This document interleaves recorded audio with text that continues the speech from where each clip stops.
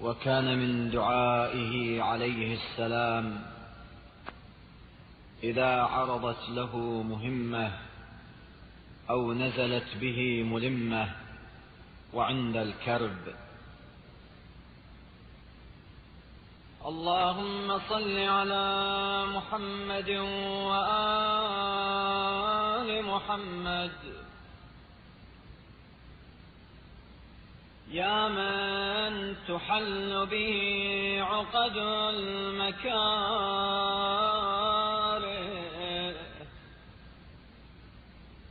ويا من يكفأ به حد الشدائد،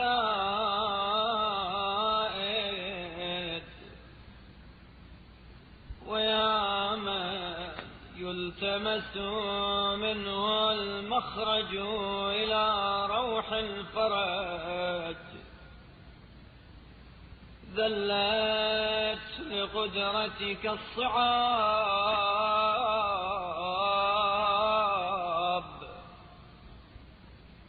وتسببت بلطفك الأسباب، وجرى بقدرتك القضاء، ومضت على إرادتك الأشياء،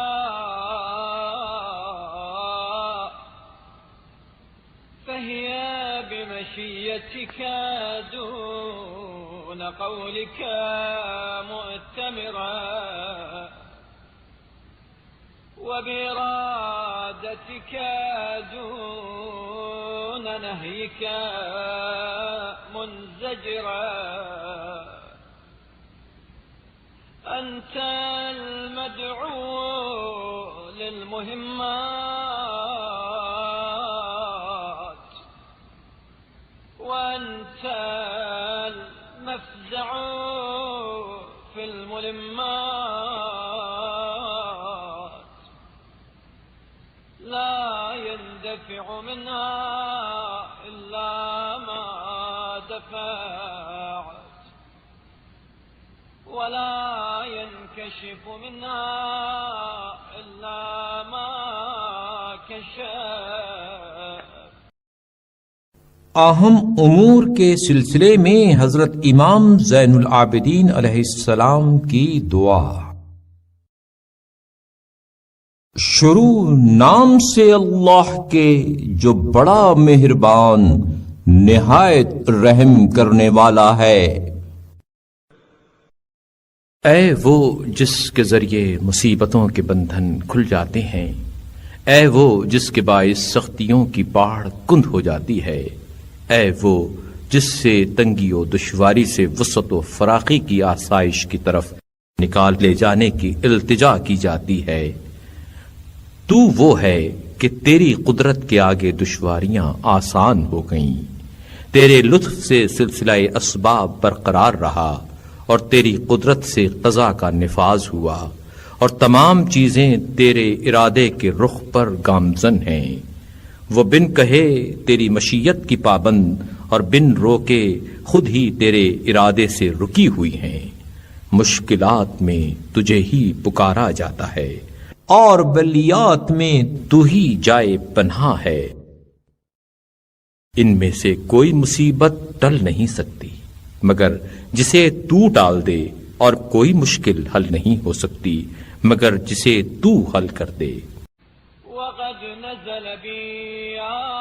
रब्बी मा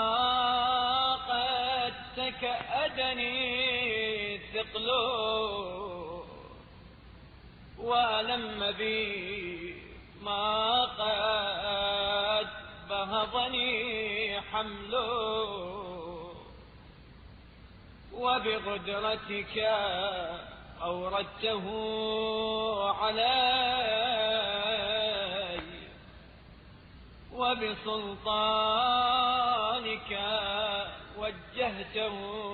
إلي، فلا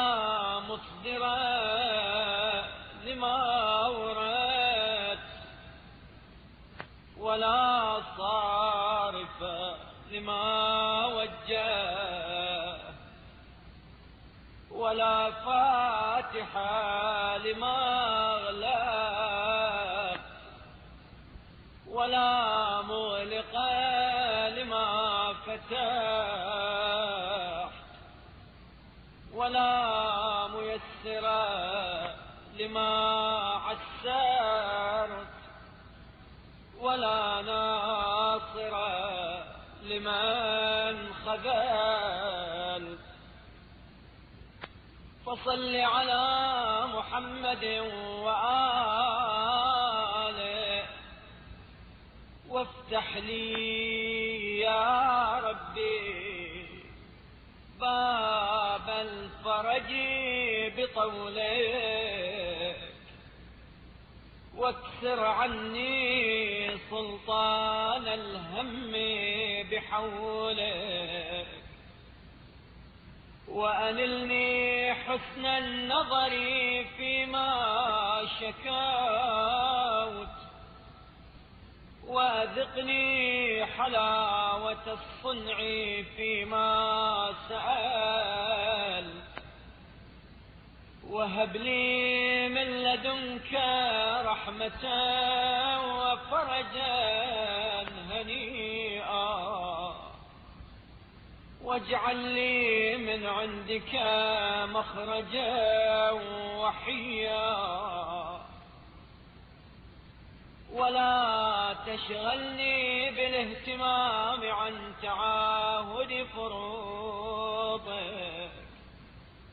واستعمال سنتك فقد ضغت لما نزل بي يا رب ذرعا وامتلأت بحمل ما حدث علي هما وأنت القادر على كشف ما منيت به ودفع ما وقعت فيه فافعل بي ذلك وإن لم أستوجبه منك يا ذا العرش العظيم برحمتك يا أرحم الراحمين। परवरदिगार, मुझ पर एक ऐसी मुसीबत नाजिल हुई है जिसकी संगीनी ने मुझे गिरांबार कर दिया है और एक ऐसी आफत आ पड़ी है जिससे मेरी कुव्वत बर्दाश्त आजिज हो चुकी है। तूने अपनी कुदरत से इस मुसीबत को मुझ पर वारिद किया है और अपने इक़्तिदार से मेरी तरफ मुतवज्जे किया है। तो जिसे तू वारिद करे उसे कोई हटाने वाला और जिसे तू मुतवज्जे करे उसे कोई पलटाने वाला और जिसे तू बंद करे उसे कोई खोलने वाला और जिसे तू खोले उसे कोई बंद करने वाला और जिसे तू दुश्वार बनाए उसे कोई आसान करने वाला और जिसे तू नजरअंदाज करे उसे कोई मदद देने वाला नहीं है। रहमत नाजिल फरमा मोहम्मद और उनकी आल पर और अपनी करम नवाजी से ऐ मेरे पालने वाले मेरे लिए आसाइश का दरवाजा खोल दे और अपनी कुव्वत व तवानाई से गम व अंदोह का जोर तोड़ दे और मेरे इस शिकवा के पेश नजर अपनी निगाहे करम का रुख मेरी तरफ मोड़ दे और मेरी हाजत को पूरा करके शीरनीय एहसान से मुझे लज्जत अंदोज कर और अपनी तरफ से रहमत और खुशगवार आसूदगी मरहमत फरमा और मेरे लिए अपने लुत्फ़े खास से जल्द छुटकारे की राह पैदा कर और इस गम अंदोह की वजह से अपने फराइज की पाबंदी और मुस्तहबात की बजा आवरी से गफलत में न डाल दे, क्योंकि मैं इस मुसीबत के हाथों तंग आ चुका हूँ और इस हादसे के टूट पड़ने से दिल रंजो अंदोह से भर गया है। जिस मुसीबत में मुब्तला हूँ اس کے دور کرنے اور جس بلا میں پھنسا ہوا ہوں اس سے نکالنے پر تو ہی قادر ہے، لہذا اپنی قدرت کو میرے حق میں کار فرما کر، اگرچہ تیری طرف سے میں اس کا سزاوار نہ قرار پا سکوں، اے عرش عظیم کے مالک۔